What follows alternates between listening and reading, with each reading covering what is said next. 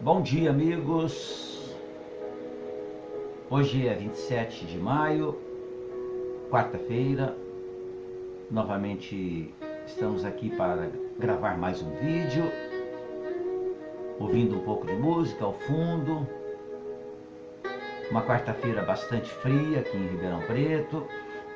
Mas nós vamos dar continuidade então ao nosso projeto de gravação diária de um tema para a nossa reflexão, para que nós possamos, com essa reflexão, observarmos aquilo que temos feito, aquilo que deixamos de fazer e de que forma os ensinamentos eles podem contribuir para nos tornarmos espíritos melhores.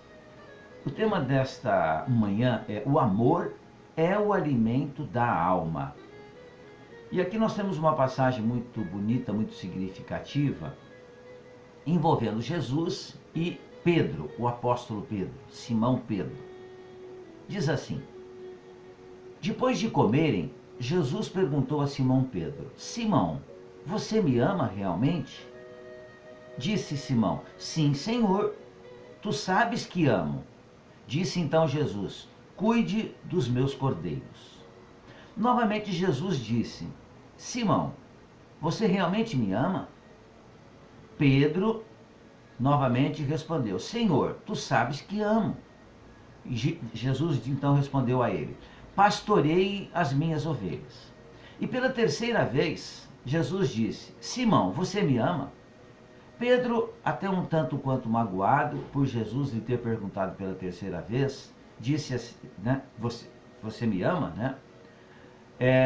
Simão Pedro respondeu assim: Senhor, tu sabes todas as coisas e sabes que te amo. Aos aprendizes menos avisados, é estranhável que Jesus houvesse indagado do apóstolo por 3 vezes quanto à segurança do seu amor. O próprio Simão Pedro, ouvindo a interrogação repetida, entristeceu-se, supondo que Jesus suspeitasse dos seus sentimentos mais íntimos. Contudo, o ensinamento ele é mais profundo. Naquele instante, Jesus confiava a Simão Pedro o ministério da cooperação nos serviços redentores. O pescador de Cafarnaum ia contribuir na elevação dos seus tutelados do mundo, ia ensinar, alcançando valores novos para a vida eterna. Muito significativa, portanto, a pergunta de Jesus nesse particular. Ele não pede informação ao discípulo, ele pretende saber apenas se Pedro o ama, deixando perceber que, com o amor, as demais dificuldades se resolvem. Se o discípulo possui suficiente provisão dessa essência divina, a tarefa mais dura converte-se em apostolado de bênçãos promissoras.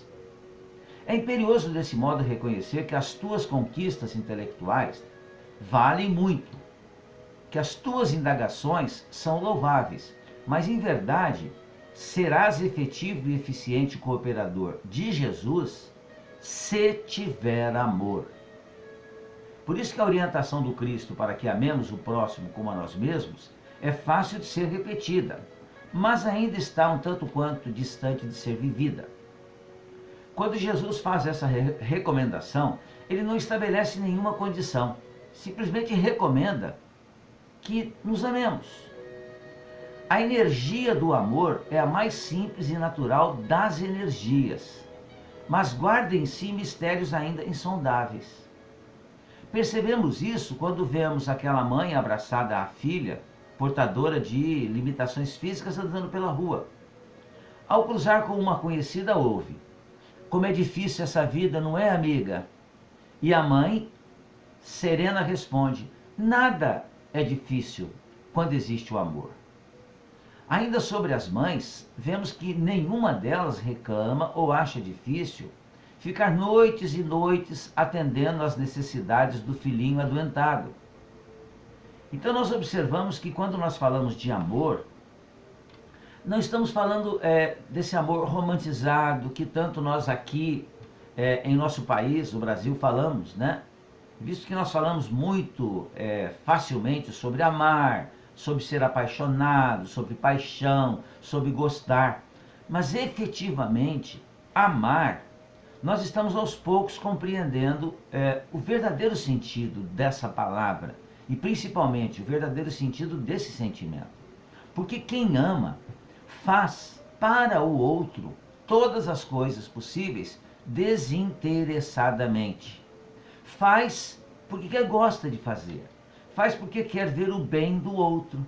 Então aquela mãe, que foi citada há pouco aqui, ela não sentia nenhum peso em fazer aquilo que estava fazendo com a filha, porque ela estava fazendo com amor, né? Uma outra lição também muito importante, um outro item, exemplo, é aquele pai que faz uma cinta especial para que pudesse ficar lateralmente ligado ao filho, que, portador de descontroles mentais, se debatia e gritava constantemente, perdendo o equilíbrio e caindo com frequência. Quando o olhar do filho se cruzava com o olhar do pai, ele silenciava e ensaiava um sorriso.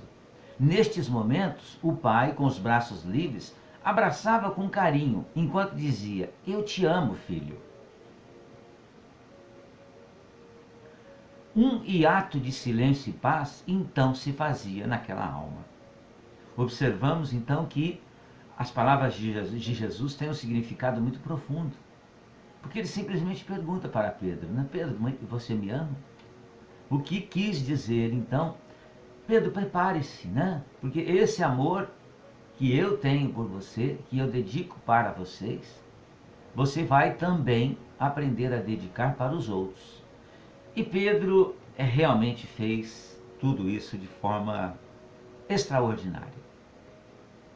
Percebemos isso, igualmente, ao assistirmos a tão repetida cena na mídia do menino que fugia dos bombardeios no Vietnã, carregando um irmãozinho nas costas. Quando o repórter lhe perguntou se não era muito peso para ele carregar fugindo, ele respondeu: "Não é peso não, moço, ele é meu irmão."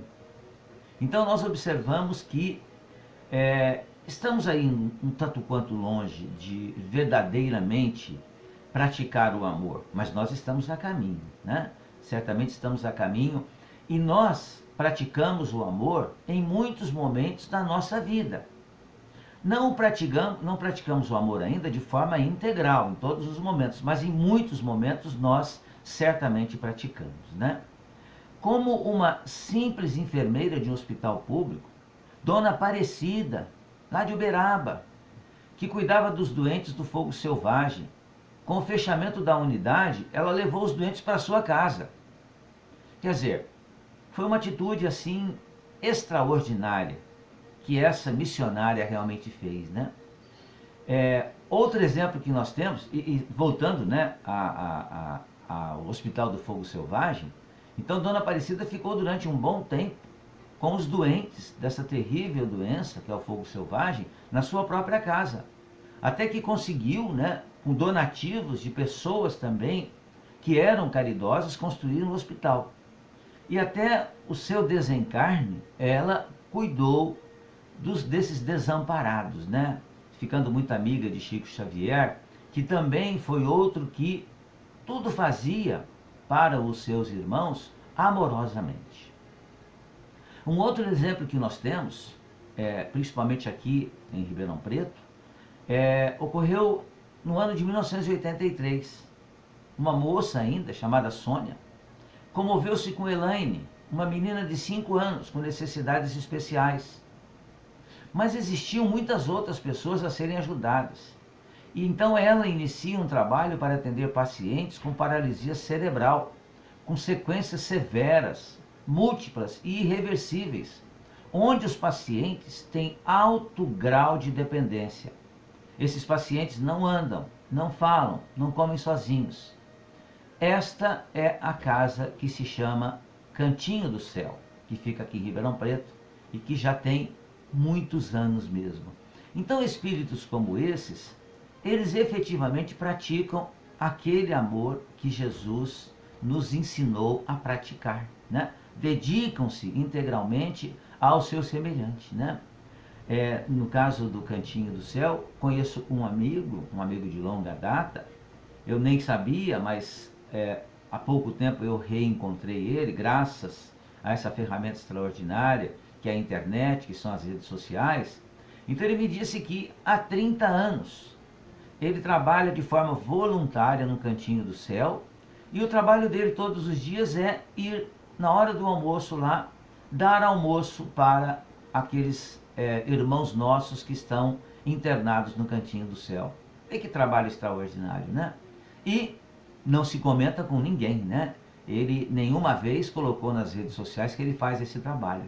Porque o amor, né, ele é feito de forma espontânea, mas ele não precisa ser divulgado, não precisa ser tirado foto, ser colocado nas redes sociais. Muito embora muitas pessoas façam isso e não se condenam isso de modo nenhum. O importante é se fazer, e se fazer de forma amorosa mesmo. Mas vê que trabalho extraordinário, né? Que sentimento, que energia, que força é essa que faz com que grandes dificuldades da vida se tornem verdadeiras bênçãos em determinados corações. Isso, né, sem falarmos de Divaldo Pereira Franco e a Mansão do Caminho. Divaldo fez agora no começo de maio 93 anos, continua ativo, fazendo palestras, continua trabalhando ainda na psicografia, cuidando dos irmãozinhos do Cantinho da Mansão do Caminho. E Chico Xavier, né, que desencarnou em 2002, no seu atendimento às mãezinhas, né, que ele fez enquanto teve forças físicas. Lembrando, então, uma das leis de Deus, que é a lei do trabalho, né? Qual é o limite do trabalho? É o limite das suas forças. Enquanto você tiver forças, trabalhe sempre pelos outros. Compreendamos que o amor é realmente a lei de equilíbrio do universo. Sem o amor, não há vida, não há harmonia. Deus é a inteligência suprema, é luz primorosa, é a causa primeira de todas as coisas. E é também o amor sem medidas. Desde que a humanidade se propôs a estudar esse sentimento e o seu poder transformador, o homem aprendeu a ver nele a própria essência da vida. Por isso, amigos, certamente, quando dizemos que o amor é o alimento da alma, estamos efetivamente falando algo extraordinariamente verdadeiro. Pensemos nisso. Exercitemos o amor. Começamos agora. Certamente nós temos condições para fazer isso, né? Estamos em isolamento, vivendo com familiares. Sabemos que a convivência exige de nós um esforço muito grande, mas sejamos nós o primeiro a fazer a primeira lição, a dar o primeiro passo. O amor é o alimento da alma, certamente. Era isso que nós tínhamos para os amigos. Muito obrigado pela atenção mais uma vez. Fiquem bem, fiquem em paz.